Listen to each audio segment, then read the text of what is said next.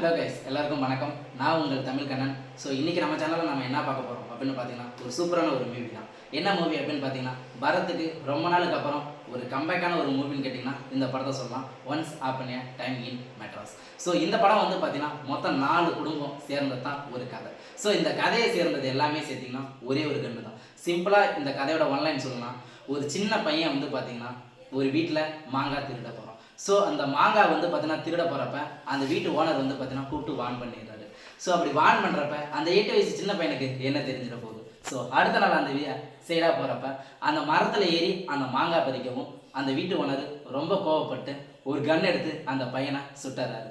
So மாங்காய் திருட போன மாணவன் மரணம் அப்படின்னு சொல்லிட்டு நியூஸில் வருது.